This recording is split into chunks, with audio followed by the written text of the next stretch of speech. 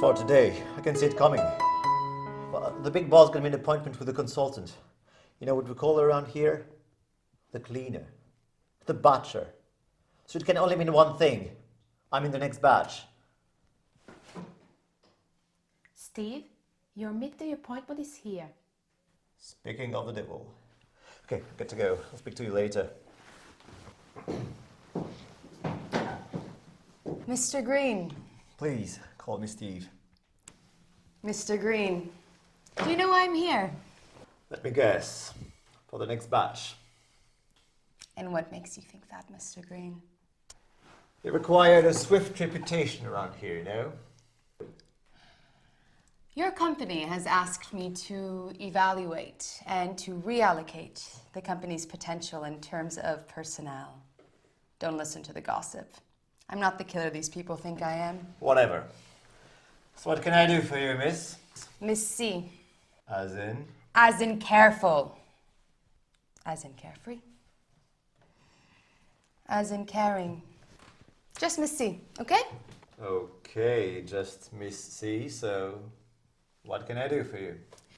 Mr. Green, do you see any particular reason as to why I should be recommending an end to your 8 years of loyal collaboration here at Pathways Corporation?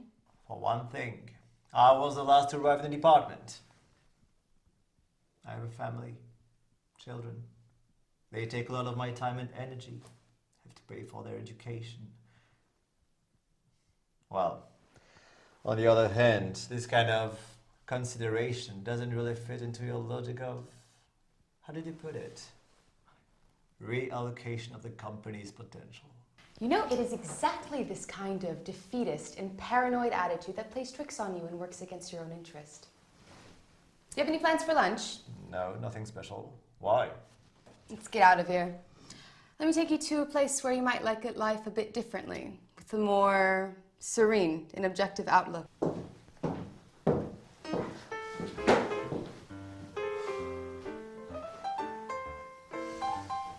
Missy, what a surprise! Oh, it's been a long time. Yes, it has. Good to see you.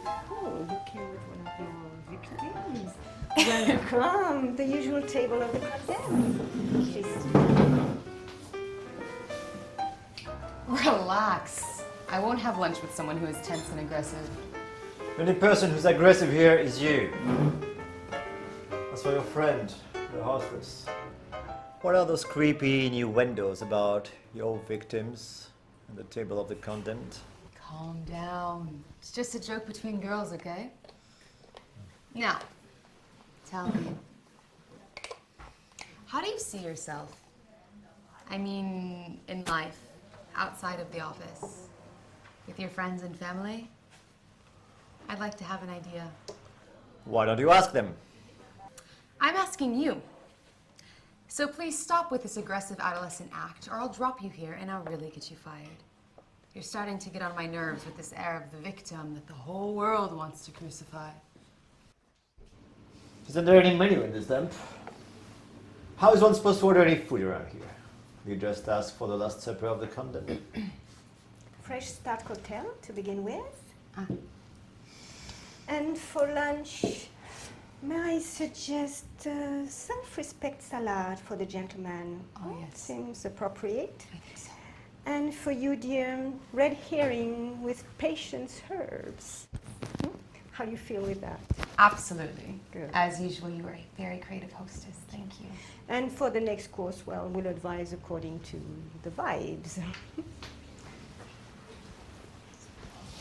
To us.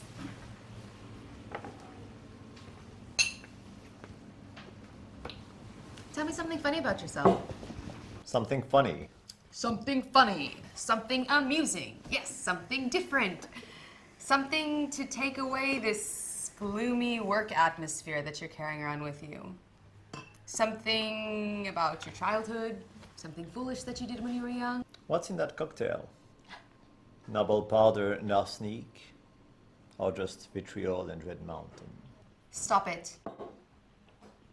I'm really getting tired of this. Play another tune.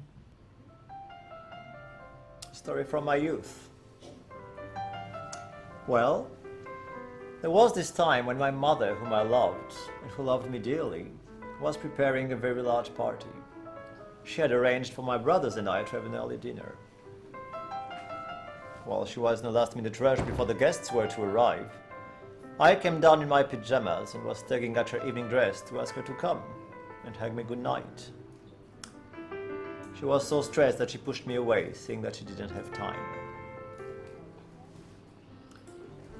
Her reaction shocked me and hurt me so much that I went back upstairs without a word and sneaked underneath a very large old Norman armoire.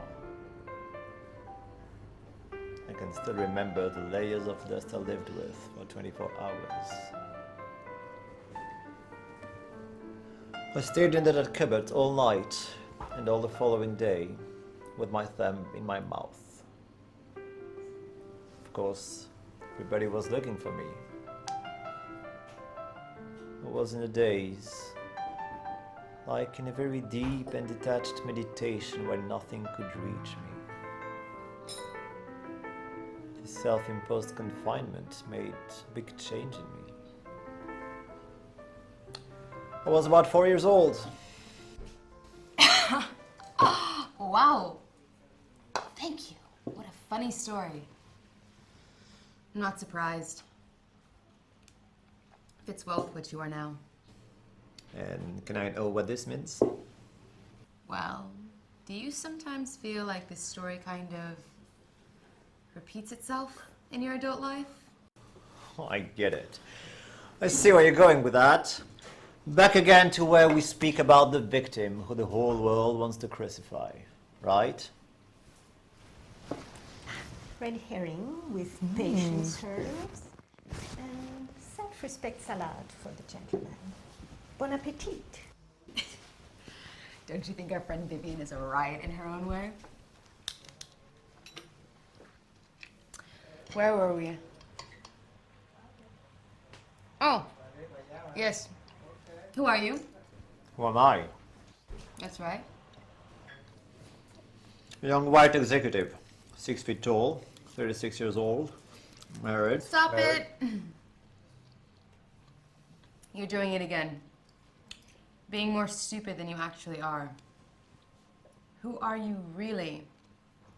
That's what I'd like to know. I told you, 6 feet tall, 36 years old, married. You're just describing your physical characteristics. It's visible. The age of your body, its color, race, and social status, that's not what I'm interested in. Have you never asked yourself the question, who am I? Never had time, I guess. Do you realize what you're saying? The world's oldest question. The one thing that makes mankind different from animals. The first thing that one should do when one wakes up and looks at themselves in the mirror in the morning, and you don't have time. So, of course, I suppose that you've never wondered what you are doing on this earth and what the meaning of all this is, have you? Of all what? Life. Your family, your job, your house, your car, and with them, your worries and your joys. Or do you identify yourself so much with all of those things that you don't even see the difference between them and you anymore? We haven't yet made up our mind about the main dish, have we? So in the meantime, I suggest a little brandy, very nice, made of salt consciousness, and a little drop of lucidity serum. It's a very light liquor, which you'll enjoy while you wait. Tibetan sadhus usually recommend it for its meditative qualities. Drink. You'll need it. What do you want from me exactly? You are here to fire me. Sorry, to evaluate me. In order to decide at which sauce you're going to serve me, raw or cooked, according to your taste. And here we are talking philosophy and stuff. You're really slow, aren't you? Don't you know who I am? And why we are here together? Do you want to go on battling against the storm? Don't you want to wake up to yourself? To get out of your own limitations? It won't hurt, huh? Quite the opposite. So, what you're trying to tell me, if I've got it right, is that it wouldn't hurt to stop wearing blinkers, to step back and see the forest behind the trees. That's about right. Sure. Like that your task will become easier when it comes to giving me the bad news. Very convenient. I've not yet decided anything as far as you're concerned. That's entirely up to you. As a matter of fact, the less attached you are about it, the better. So what are you saying? That I'm not Steve Green? That I'm not 36? That I'm not a young white executive? That's right. Surprise? You are none of those things. Stop thinking that this is what you are. That's the first step. Get out of this jail that you've locked yourself in. Okay. But so then, who am I? The one who makes it all work. Like a driver in his car, if you like. Does it have a name? Energy. Pure energy. So you and I, that's what we are. Pure energy. That's right. Call it a soul or point of light. Same thing. A tiny point of light to drive this big body and this complicated brain. Why not? Interesting viewpoint. Then what? Don't you see? It changes everything. You are a soul. You have a body. You are not white or black, male or female, tall, young, or rich. Energy is eternal. It never dies. So, next step, if I follow you, I'm immortal. That's what you're implying, aren't you? Of course you're immortal. We all are. That's why you don't have to fear dying anymore. Nor do you have to fear losing your petty job. Every one of us, at one point or another, will shed this bodily envelope, whether it is through old age, disease, or accident. Okay, but again, then what? Then we take another one. Another what? Another one of these delicious cocktails. Another body, of course. Wait a minute, are you into all this business of reincarnation and rebirth? I am not into anything. We are energy. This energy lives in the body for a while, has its fun, pain, and all of those things, and then leaves this body and moves on to take another one. Okay, but again, what's the point? Exactly my question to you. What do you think the point is? Have you never asked yourself this question? Fricassee of soul in a Renaissance sauce served on a bed of immortality. Thank you. Can I take this? Worth savoring it in silence while demystifying preconceived notions.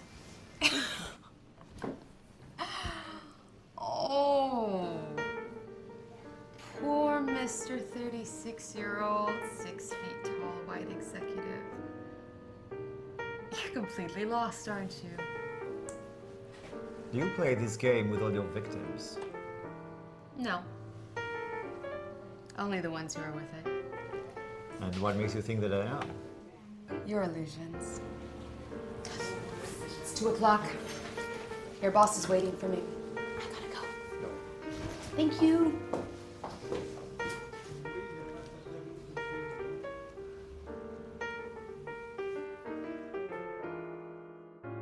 So I'm thinking that for our longer branch, we have to kind of go out on a limb here. We have to go out on a limb and really choose somebody that I think is unexpected. I think that he can do the job right. Okay. And?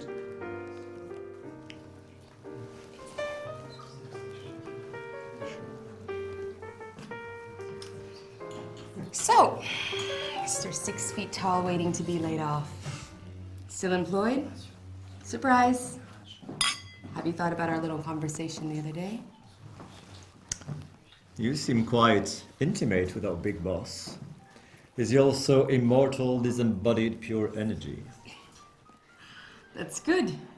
I see that you recall something of what we talked about earlier.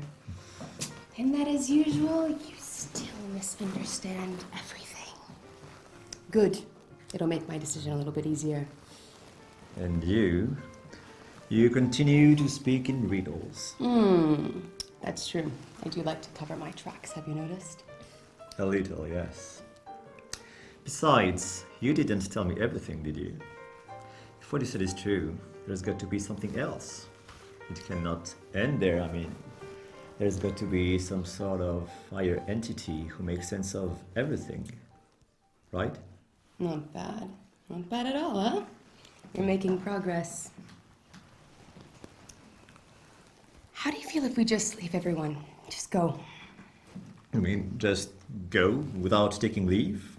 Just quit together in front of everyone? Do you have a car? Yes, down below in the car park. All right. Meet me in front of the building in 5 minutes. No, but Please, just do as I say.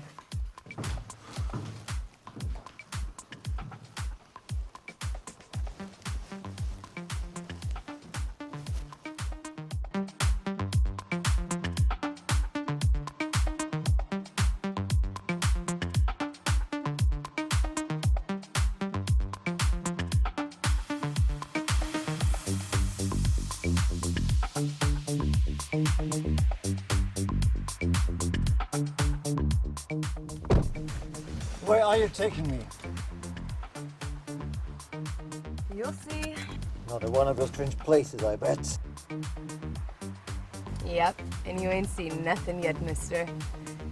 Now shut up and let me concentrate so that I can signal to them through the power of my thoughts that we'll be arriving soon. I said lie down! Hi.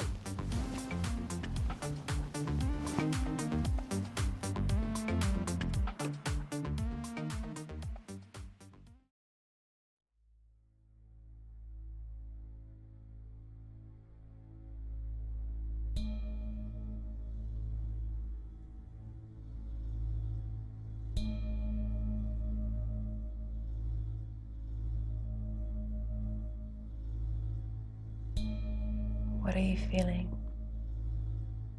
very light.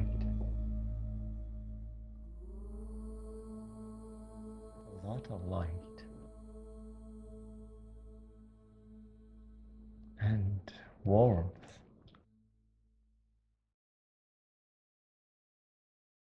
A lot of respect too.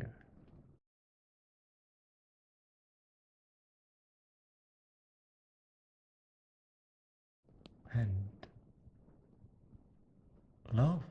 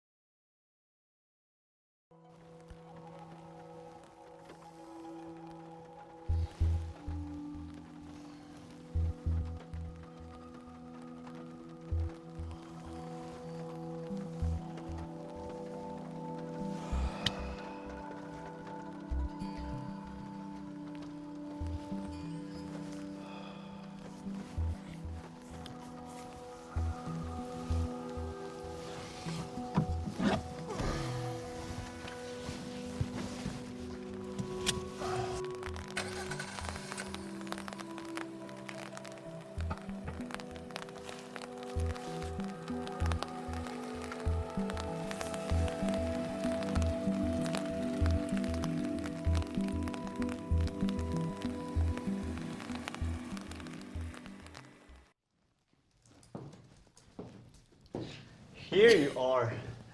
I've been looking for you all over the place. What was that bizarre experience the other night, and what were the big boss and his advisors doing there? Do you remember what you felt? Oh, yeah. It was. Very pleasant. Indeed. And more, it was. How can I describe it? Fulfillment? You felt filled with joy and contentment? Yes. That's exactly it. Like a huge breath of fresh air filling me, cleaning me inside. Nothing else had meaning. All of a sudden, it was as if everything was very clear. I understood everything in a glimpse. Life, time, the world, without any need of words. What was it exactly? I told you. You found the one that you were looking for without even realizing that you'd been looking. But now, how can I find him again? Do you know this letter? This is the letter om. It's universal and it triggers a sound that you heard in the meditation center. Now, turn on your computer and type it. But this letter doesn't exist. It's here, but you can't see it.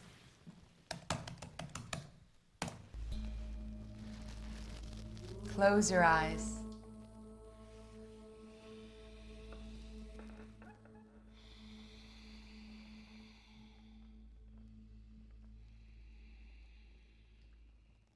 Get back to the source of light. It's inside you. Let it resonate in you. Let it guide you.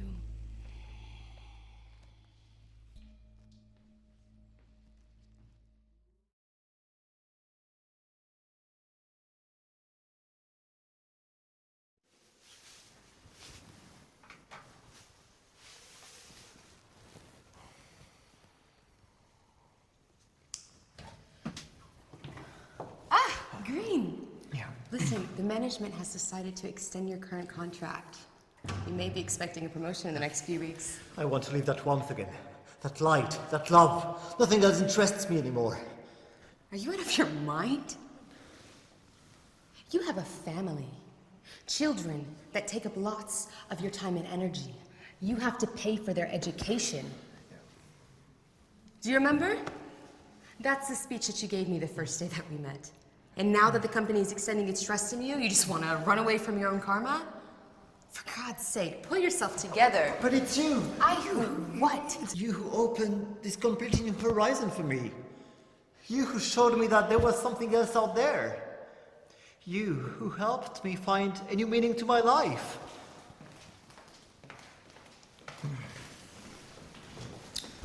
And that's how you thank me? Huh?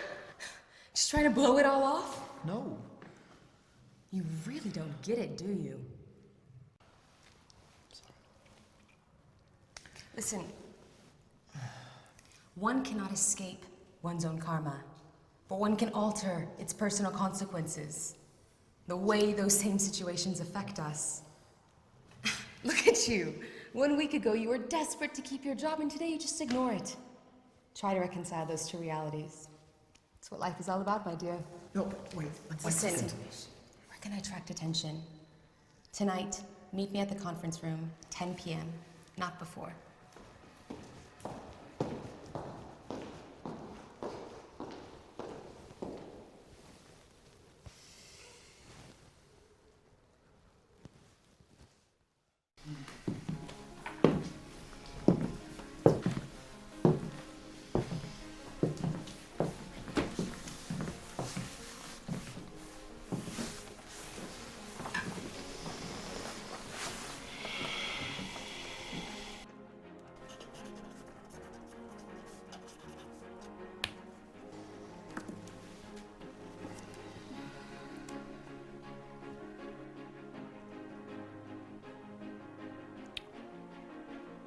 In your new position as a director of our US branch in New York, your main objective will be to give hope to those who have lost all hope, to bring peace to souls and to give light in the midst of the chaos which will precede the Great Enlightenment. The world is going through a critical yet pivotal time. A renewal, a revelation, an unveiling. It is our duty to make plans for this transition.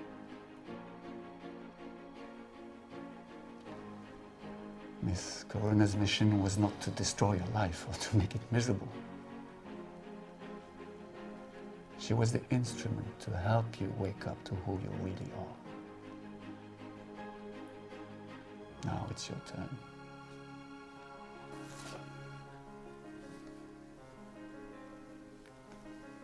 Always remain aware of yourself as pure energy. Keep your mind focused towards the source of the light.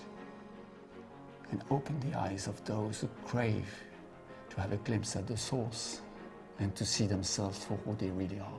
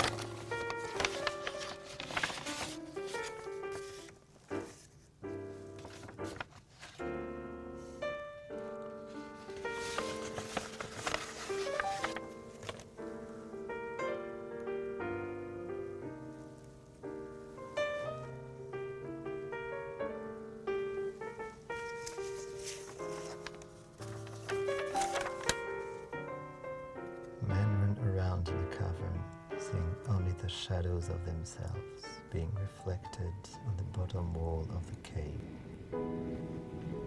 The sage is the one who understands that what he sees is only a pale reflection of light.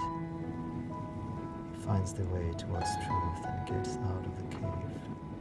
He then contemplates pure light and decides to come back into the cave in order to show